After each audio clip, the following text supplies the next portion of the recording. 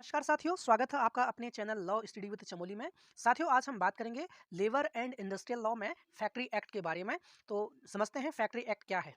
भारत में श्रम कानून इंडियन फैक्ट्री एक्ट 1948 और इंडियन लेबर एक्ट, जिसे मजदूर का कानून भी कहते हैं, श्रम के अधिकार प्रदान करते हैं और रोजगार की शर्तों को रेगुलेट करते हैं। आमतौर पर श्रम कानून नियोक्ता, कर्मचारी, कंपनी, स्टाफ से संबंधित कानून होते हैं। वे वर्कर को कुछ कानूनी अधिकार की गारंटी देते हैं। इसके अलावा उनका उद्देश्य श्रमिकों के हितों को बढ़ावा देना होता है। इंडियन फैक्ट्री एक्ट को दो प्रमुख श्रेणियों में वर्गीकृत किया गया है। वर्गीकृत का मतलब क्लासिफाई किया गया है। और पहली श्रेणी में ट्रेड यूनियन, कर्मचारी और कंपनीज के बीच संबंधों को परिभाषित किया गया है। और दूसरी कैटेगरी जो है, ऐसे कानून शामिल हैं जो कार्यस्थल वर्क प्लेस पर कर्मचारी के अधिकारों का प्रावधान प्रोविजन करते हैं। लेबर एक्ट को काम की परिस्थितियों में सुधार, मजदूरी, काम के घंटे, श्रम अधिकारों की सुरक्षा और औद्योगिक विवादों के निपटारे के लिए श्रमिकों की मांगों को पूरा करने के लिए तैयार किया गया है।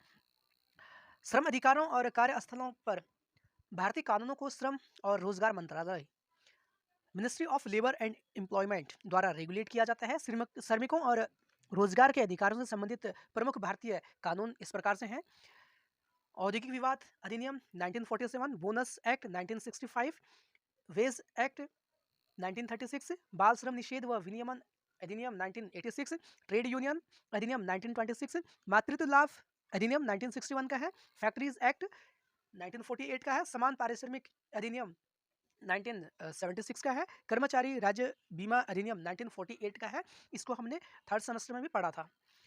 अब हम बात करते हैं कारखानाओं कारखानों यानी फैक्ट्री में काम करने वालों के अधिकारों और काम करने की परिस्थितियों यानी स्थितियों को देखभाल करने वाले कानूनों को कंसोलिडेट करने के लिए इंडियन फैक्ट्री एक्ट 1948 में पारित किया गया। यह पूरे भारत में फैला हुआ है और हर कारखाने पर लागू होता है जिसमें 20 या अधिक श्रमिक सामान्य रूप से कार्यरत हों।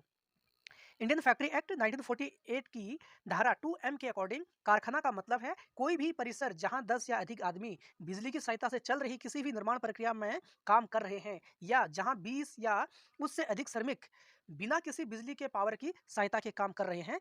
ये आएगा फैक्ट्री एक्ट में। अधिनियम का उद्देश्य श्रमिकों वर्कर्स के हितों की रक्षा करना और उन्हें शोषण और भेदभाव से बचाना है। अधिनियम वर्कर की सेफ्टी, हेल्थ, वेलफेयर और काम के घंटों, वर्किंग आवर्स के संबंध में कुछ मानकों, स्टैंडर्ड को निर्धारित करता है। इसके अलावा कारखानों, इंडस्ट्री की स्थापना के लिए आवश्यक अन्य प्रावधान भी हैं जिनका अनुपालन करना जरूरी होता है। फैक्ट्री एक्ट अनिवार्य रूप से कारखानों के श्रमिकों के स्वास्थ्य, सुरक्षा और कल्याण को बनाए रखने के लिए प्रत्येक कारखाने द्वारा पालन किए जाने वाले दिशा निर्देशों को निर्धारित करता है। फैक्ट्री एक्ट 1948 के कुछ विशेषताएं और नियम विस्तार से हम हिंदी में समझते हैं। सेफ्टी के बारे में बात कर लेते हैं। सेफ्टी के बारे में इंडियन फैक्ट्री एक्ट 1948 क्या कहता है? प्रत्येक कारखाने में मशीनरी की उचित रूप से फेसिंग होनी चाहिए, सेक्शन 21 बात करता है। केवल ट्रेन वयस्क पुरुष वर्कर्स को चुस्त फिटिंग वाले कपड़े पहने हुए चलती हुई मशीनों के पास काम करने की अनुमति दी जानी चाहिए, सेक्शन 22 बात करता है। किसी भी युवा व्यक्ति, यंग वर्कर को खतरनाक मशीनरी पर काम नहीं कराया जाएगा जब तक कि मशीन के संबंध में उत्पन्न होने वाले खतरों के बारे में पूरी तरह से निर्देश न दिया जाए। आवश्यक सावधानी बरती जानी चाहिए और कंपनी को यह सुनिश्चित करना चाहिए कि ऐसे कर्मचारी ने मशीन पर काम करने के लिए पर्याप्त प्रशिक्षण, ट्रेनिंग प्राप्त किया है। ये सेक्शन 23 बात करता है। इमरजेंसी में, आपात स्थिति में बिजली को बंद करने के उपकरण प्रदान करने के लिए उपयुक्त व्यवस्था की जानी चाहिए, सेक्शन 24 बात करता है। एक्सीडेंट से बचने के लिए सेल्फ एक्टिंग मशीनों के संबंध में पर्याप्त सावधानी बरतनी चाहिए, सेक्शन 25 बात करता है। खतरे को रोकने के लिए बिजली से चलने वाली सभी मशीनों को बंद कर दिया जाना चाहिए और प्रभावी ढंग से संरक्षित किया जाना चाहिए, सेक्शन 26 बात करता है। कॉटन प्रेस करने के कारखाने के किसी भी हिस्से में महिला श्रमिकों और बच्चों को नियोजित नहीं किया जाना चाहिए जिसमें कॉटन ओपनर काम कर रहा हो, सेक्शन 27 बात करता है इसके बारे में। किसी कारखाने में होइस्ट और लिफ्ट का समय समय पर सक्षम व्यक्ति द्वारा निरीक्षण, इंस्पेक्शन किया जाना चाहिए, सेक्शन 28 बात करता है। किसी कारखाने में लिफ्टिंग मशीन, जंजीर, रस्सी और लिफ्टिंग टैकल का समय समय पर सक्षम व्यक्ति द्वारा निरीक्षण किया जाना चाहिए, सेक्शन 29 बात करता है। जहां घिसाई की प्रक्रिया चलती है वहां घूमने वाली मशीनी जहां घिसाई की प्रक्रिया चलती है वहां घूमने वाली मशीन पर प्रत्येक ग्राइंड स्टोन या एब्रेसिव व्हील आदि की अधिकतम सिर्फ वर्किंग और घूमने की गति का संकेत देने वाला एक नोटिस बोर्ड लगाया जाना चाहिए, सेक्शन 30 बात करता है। जहां कोई संयंत्र यानी मशीनरी या उसका कोई हिस्सा वायुमंडलीय एटमॉस्फेरिक दबाव से ऊपर के दबाव में संचालित होता है, यह सुनिश्चित किया जाना चाहिए कि ऐसे संयंत्र यानी ऐसी मशीनरी का दबाव सेफ वर्किंग प्रेशर से अधिक हो। ये सेक्शन 31 बात करता है। फर्श, सीढ़ियों और पहुंच के साधन अच्छी तरह से बने होने चाहिए और उनका उचित रखरखाव होना चाहिए। सेक्शन 32 बात करता है। गड्ढे, फर्श आदि में खुलने वाले गैप को या तो सुरक्षित रूप से ढका जाना चाहिए या बाड़ लगाना चाहिए। सेक्शन 33 बात करता है। किसी भी कारखाने में किसी भी कामगार को इतना भारी भार उठाने या ले जाने के लिए नियोजित नहीं किया जाएगा जिससे उसे चोट लगने की संभावना हो। सेक्शन 34 बात करता है। काम करने वाले की आंखों की सुरक्षा के लिए आवश्यक सुरक्षात्मक उपकरण पीपीई प्रदान किए जाने चाहिए जहां काम करने से आंखों को चोट लगने का क्या हो, खतरा हो। सेक्शन 35 बात करता है। खतरनाक धुएं, गैसों आदि के खिलाफ उपयुक्त एहतियाती व्यवस्था की जानी चाहिए। सेक्शन 36 बात करता है। किसी भी विस्फोट को रोकने के लिए सभी व्यावहारिक उपाय किए जाने चाहिए जहां कंस्ट्रक्शन प्रक्रिया में धूल, गैस, धुएं या वाष्प आदि का उत्पादन होता है। ये सेक्शन 37 बात करता है।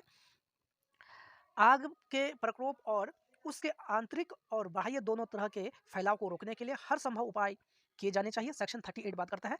कारखाने का निरीक्षण कारखाने के मैनेजर से किसी भी भवन, मशीनरी या संयंत्र के चित्र, विनिर्देश, स्पेसिफिकेशंस आदि द्वारा प्रस्तुत किए करने के लिए कह सकता है। अगर उसे लगता है कि ऐसी इमारत, मशीनरी या संयंत्र की स्थिति से मानव जीवन को खतरा है तो खतरा हो सकता है, तो ये बात करता है सेक्शन 39। जब उसे लगता है कि किसी भवन, मशीनरी या संयंत्र की स्थिति से मानव जीवन को खतरा होने की संभावना है तो कारखाने का निरीक्षण इंस्पेक्टर, प्रबंधक, मैनेजर, सुपरवाइजर को उठाए जाने वाले कदमों के उपयुक्त उपाय सुझा सकता है। यह सेक्शन 40 बात करता है। जहां एक कारखाने में 1000 या अधिक कामगार वर्कर्स कार्यरत हैं वहां मैनेजर को कारखाने के सुरक्षा पहलों को यानी जो सुरक्षा पहलों की देखभाल के लिए एक सेफ्टी ऑफिसर नियुक्त करना चाहिए। सेक्शन 40 बी बात करता है। अब हम बात करते हैं हेल्थ के बारे में। इंडियन फैक्ट्री एक्ट क्या कहता है। प्रत्येक कारखाने को साफ और किसी भी नाली, शौचघर या अन्य उपद्रव से उत्पन्न दुर्गंध से मुक्त रखा जाना चाहिए। सेक्शन 11 बात करता है। प्रत्येक कारखाने में होने वाली निर्माण प्रक्रिया के कारण उत्पन्न अपशिष्टों और बहिस्रावों के उपचार और निपटान के लिए प्रभावी व्यवस्था की जानी चाहिए ताकि उन्हें अहानिकारक बनाया जा सके।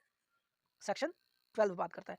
ताज़ी हवा के संचालन द्वारा पर्याप्त वेंटिलेशन के लिए प्रभावी और उपयुक्त प्रावधान और प्रत्येक कारखाने में प्रत्येक कार्य कक्ष को सुरक्षित करने और बनाए रखने के लिए उपयुक्त तापमान और रख रखाव किया जाना चाहिए। आराम की उचित स्थिति और श्रमिकों को चोट से बचाना चाहिए। सेक्शन 13 बात करता है। निर्माण प्रक्रिया कंस्ट्रक्शन के दौरान उत्पन्न होने वाली धूल और धुएं को सांस के साथ अंदर जाने से रोकने के लिए प्रभावी उपाय किए जाने चाहिए। सेक्शन 14 बात करता है। किसी भी कारखाने में जहां हवा में नमी कृत्रिम रूप से बढ़ाई जाती है, राज्य सरकार, स्टेट गवर्नमेंट आर्द्रीकरण ह्यूमिडिफिकेशंस के मानकों को निर्धारित करने वाले नियम बना सकते हैं। हवा में कृत्रिम रूप से बढ़ती आर्द्रता के लिए उपयोग की जाने वाली विधियों को विनियमित करना और हवा में नमी का निर्धारण करने के लिए निर्धारित परीक्षण को सही ढंग से करने और दर्ज करने का निर्देश देना और कार्यस्थलों में हवा के पर्याप्त वेंटिलेशन और कूलिंग को सुनिश्चित करने के लिए अपनाई जाने वाली विधियों को निर्धारित करना चाहिए। ये सेक्शन 15 बात करता है। किसी भी कारखाने के किसी भी कमरे में इतनी अधिक भीड़ नहीं होनी चाहिए कि उसमें कार्यरत श्रमिकों को वर्कर्स के स्वास्थ्य के लिए हानिकारक हो। सेक्शन 16 बात करता है। किसी कारखाने के प्रत्येक भाग में जहां वर्कर्स काम कर रहे हैं वहां से गुजर रहे पर्याप्त और उपयुक्त प्रकाश व्यवस्था की जानी चाहिए और उसका रख रखाव किया जाना चाहिए। सेक्शन 17 बात करता है। कारखानों में स्वास्थ्यकर और शुद्ध पेयजल की पर्याप्त और आसानी से सुलभ आपूर्ति को बनाए रखा जाना चाहिए और सेक्शन 18 बात करता है। प्रत्येक कारखाने में निर्धारित प्रकार के पर्याप्त शौचालय, टॉयलेट और मूत्रालय यानी यूनरी उपलब्ध कराए जाने चाहिए जो वर्कर्स के लिए सुविधाजनक रूप से स्थित हों और पुरुष और महिला श्रमिकों के लिए अलग अलग होने चाहिए। सेक्शन 19 बात करता है। प्रत्येक कारखाने में सुविधाजनक स्थानों पर पर्याप्त संख्या में पीकदान उपलब्ध कराया जाना चाहिए और उन्हें साफ और स्वच्छ स्थिति में रखा जाना चाहिए।